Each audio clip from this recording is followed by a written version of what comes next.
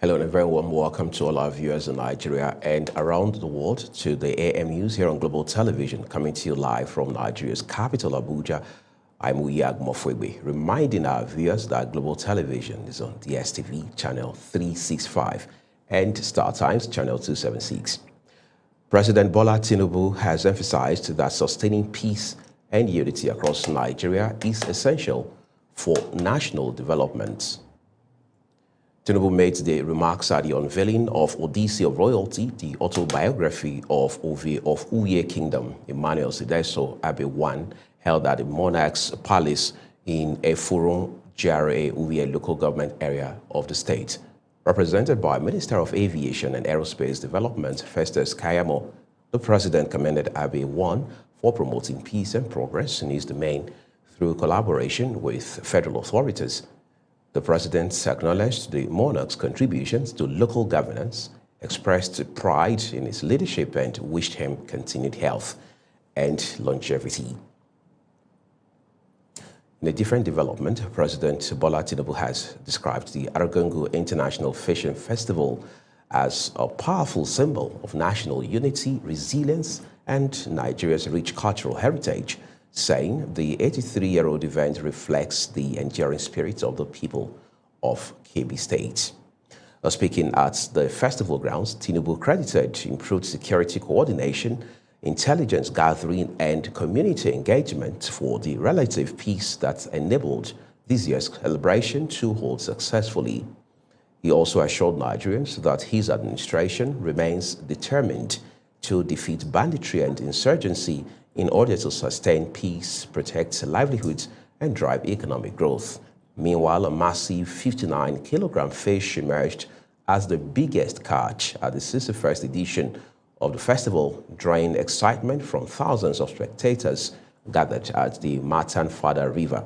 The record-breaking catch was secured by Abubakar Usman from Meyama local government area, underscoring the festival's enduring appeal as a major cultural and tourism attraction. Quite an interesting event there. Vice President Kashif Shettima says Nigeria is prepared to collaborate with African Union member states to strengthen continental health security, pharmaceutical independence, and emergency response systems. Speaking on the sidelines of the AU summit in Addis Ababa, the Vice President outlined ongoing efforts to expand local drug manufacturing, improve regulatory standards, and increase domestic health financing. The summit also witnessed the formal launch of the Africa Health Security and Sovereignty Initiative, aimed at reducing the continent's reliance on external medical supplies. The Federal Capital Territory Administration has signed a Memorandum of Understanding with Suburban Broadband Limited and Akida Hills Limited for the development of digital and commercial infrastructure in Abuja. Minister of the Federal Capital Territory, Nyesom Wike, says the partnership is aimed at driving economic expansion, job creation, and transforming the capital into a globally competitive city. Kabir Hassan has details.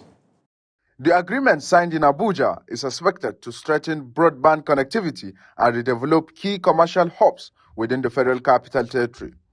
The partnership with Suburban Broadband Limited focuses on expanding digital infrastructure to enhance innovation and economic activities, while Akida Hills Limited is set to drive a major redevelopment project around the Jabi Lake axis. Speaking at the signing ceremony, the Minister of the FCT, Nyesom Wike, described the initiative as a part of the broader effort to reposition Abuja as a modern and globally connected capital city. The essence of this is to let the public know that it is no longer going to be business as usual. This is a strategic land situated at Jabi, where we have the Jabi Lake. Abuja want to grow fast. So today we have signed this agreement. We believe that you will apply and do what is with the Memorandum of Understanding. Suburban Broadband Limited says the project will generate employment and contribute significantly to Abuja's digital transformation. The company also commended the minister's leadership style and commitment to infrastructure renewal.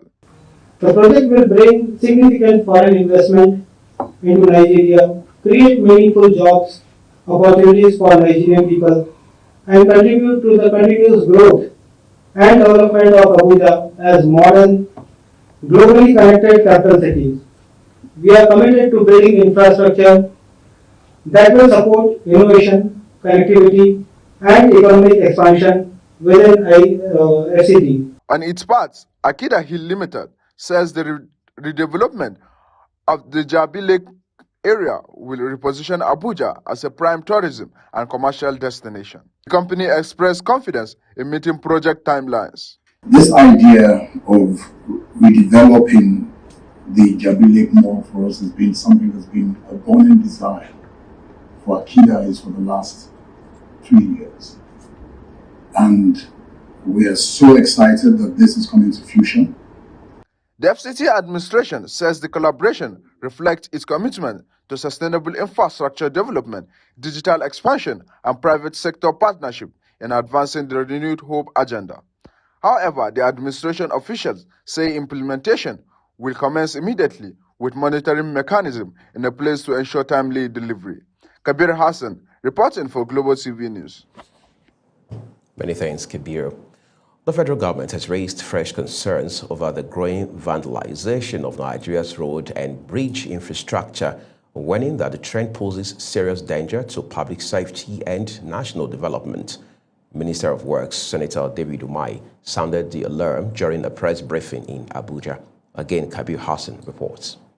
The removal of critical structural components from major bridges as a direct attack on national assets. According to him, vandals have been targeting expansion joints, steel reinforcement, and other essential bridges components, including parts of the Niger Bridge and the Covenant Bridge. Umahi revealed that security agencies recently apprehended individuals allegedly involved in removing vital components from the Covenant Bridge. He warned that such actions, combined with overloading by heavy trucks, are placing a numerous strain on infrastructure originally designed to last about 30 years. One is to draw the attention of the public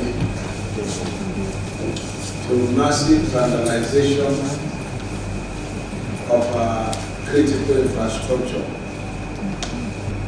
The illegalities have a lot of consequences for our infrastructure.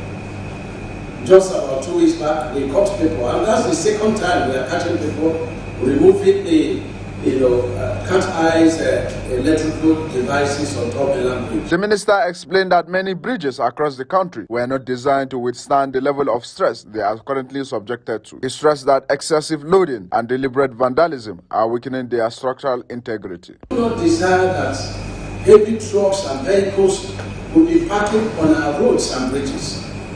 Roads and bridges are never designed for static loads. We are asking for trouble by allowing vehicles and big trucks and small trucks to be parking on our bridges. We have a very big issue on Terminal Bridge and big issue on Kata Bridge, to the extent that Kata Bridge has to be demolished. Umahi also lamented the illegal occupation of federal roads right-of-way corridors, describing it as another major challenge obstructing infrastructure development. He disclosed that the ministry has begun deploying proactive technologies on bridges to curb vandalism and assist security agencies in trafficking offenders. The minister called on Nigerians to see public infrastructure as a collective asset that must be protected, as he reaffirmed the federal government commitment to maintaining and rehabilitating critical road networks, warning that continued destruction will lead to higher repair costs, transportation disruption, and potential loss of lives. Kabir Hassan, reporting for Global TV News. Benue State Police Command has confirmed the safe release of worshippers abducted during a vigil in Ado local government area. 4 suspected kidnappers have been arrested with arms and ammunition recovered. Commissioner of Police Ifeanyi Emenari made this known while briefing journalists in Makurdi, the state capital. A correspondent, Felicity Inderi, now reports. The Commissioner of Police in Benue State, Ifeanyi Emenari, while briefing journalists at the government house in Makurdi, stated that operatives of the Ado Division arrested 2 suspects in connection with the incident, seizing 5 rounds of 7.62mm ammunition and subsequently handed them over to the Inspector General of Police Intelligence Response Team for further investigation. The Commissioner of Police said a February 14th raid recovered an AK-47 and 8 rounds of ammunition, arrested 2 more suspects, and led to the unharmed release of the victims. The directive of the Inspector General of Police is that the bandits, the kidnappers, and the cultists operating in Benue State must be rooted out by all means. And that is the stand of the Executive Governor too. We must rout completely banditry in Benue State. Benue State can never ever be a soft ground for banditry again. Meanwhile, Governor Hyacinth Alia reassures of his administration's continued partnership to strengthen security and ensure that communities live without fear. His Excellency is committed to the security of this state in its totality, in its entirety, and is working tirelessly to ensure that Benue communities live without fear. According to reports, the Inspector General of Police has deployed the Police Air Wing and additional tactical teams to strengthen security in Benue State. In Makurdi, Felicity Ndere reporting for Global Television News. Many thanks, Felicity. Imo State government has reaffirmed its commitment to supporting transport operators following a solidarity march organized by transport unions in Owerri. A correspondent, Marachi Ibe, has details for us. Representing Governor Hope Uzodinma at the event, Chief of Staff Nnamdi Anyehi commended transport unions for maintaining peace and discipline within the sector, noting that improved unity among operators has strengthened cooperation with government. He assured members that their requests, particularly those concerning empowerment and operational support, would receive due consideration, stressing government's readiness to continue engaging stakeholders to strengthen the transport sector. Our governor is a listening governor. No matter what you come to him with, he will look at it and give you answer for what you have asked for. And I believe that what you have asked for is not much in this. Just for a revolving loan, okay? To help you people. I would like to use this opportunity to thank you to continue to maintain law and order and do things the rightful way. Yes, government is proud of NURTW. Yes, sir. I will continue to show you people our law. Yes, sir. Whatever you desire from us, we will try as much as possible to meet you. In his address, Jeff Eze, chairman of the National Union of Road Transport Workers, expressed appreciation for ongoing infrastructure improvements across the state, noting that improved road networks have eased transportation challenges and reduced vehicle maintenance costs for operators. He appealed for empowerment programs, including revolving loans or grants to support transport workers, and also request land allocation for permanent union secretariats to ease operational burdens. And we ask for government intervention in form of revolving loan or grant that will empower our members and increase the transport value chain of our state. An arrangement that will be under the supervision of the Ministry of Transport. The march signals stronger government-union collaboration, promising smoother roads and better services for commuters and transport operators alike. From Owerri, Amarachi Ibe reporting for Global TV News. This is Global Television. You're watching the live broadcast of the AM News. News continues after this break. Please stay with us. Thank you for joining us. As you can see on the satellite imagery, a significant dust plume is active along parts of Algeria, Libya, and Egypt corridor. Currently, this dust is being masked by high-level cloud cover over parts of Chad and Niger. As those clouds begin to clear by Monday, the dust is expected to become more visible and gradually drifting towards northern parts of Nigeria, leading to reduced horizontal visibility in slight dust haze. Motorists should drive cautiously, especially during the early morning hours. Individuals with respiratory sensitivities are also advised to limit outdoor exposure. Across the central cities, we're expecting mostly sunny skies with few clouds here and there. Meanwhile, isolated thunderstorms are likely along the coastal belt of the country, including the adjoining inland areas, parts of Edo, Ondo, Ogun, some parts of Anambra, Enugu, Imo, and Ebonyi states. For airline operators, please ensure to obtain NIMET e-flight folder before operations for the latest weather updates. And that's your forecast. Stay weather aware and have a safe day ahead.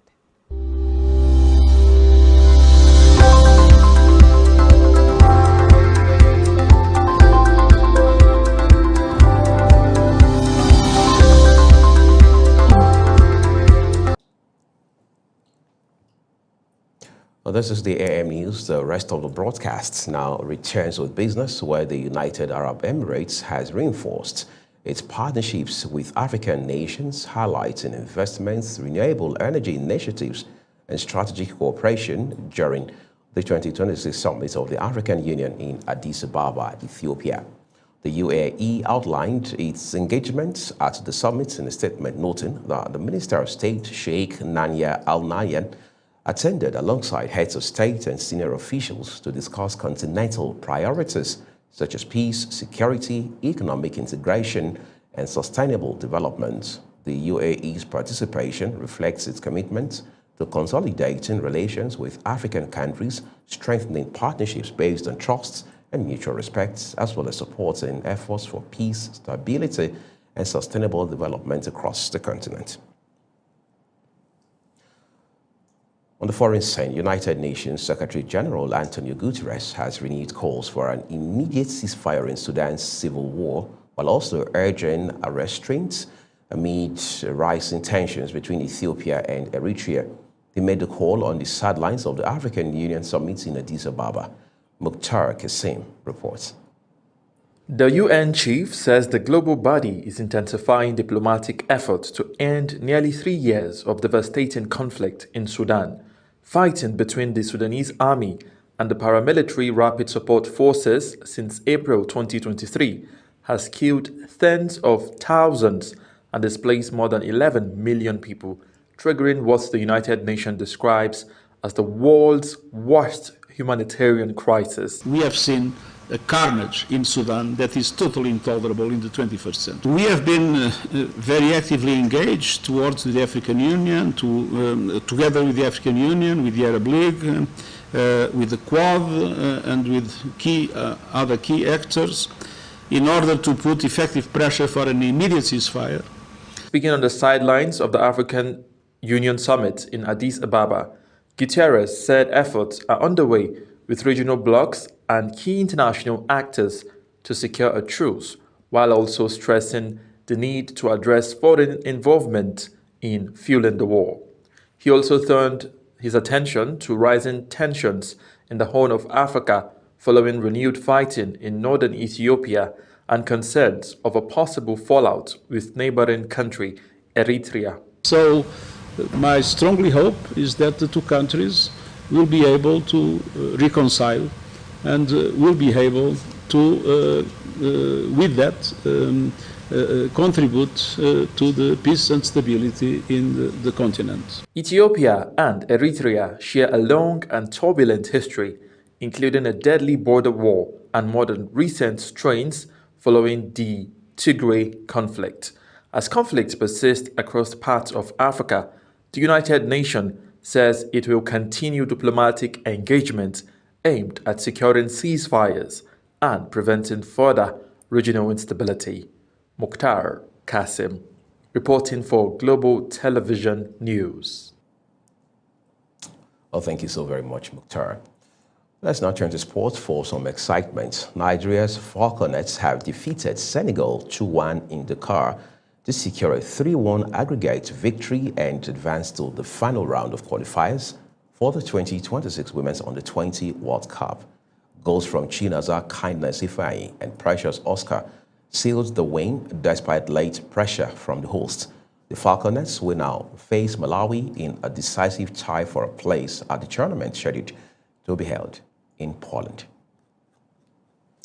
And that's your AM News. Thank you so very much for watching. Just a quick reminder that Global Television is on DSTV, channel 365, and Star Times, channel 276. As always, we encourage you to subscribe and engage with us across all social media platforms using @Global TV NG, as well as other handles as you now see on your screen. I'm Wiyag Mofwegbe, appreciating you for starting your Monday with us, and starting shortly is Global Morning.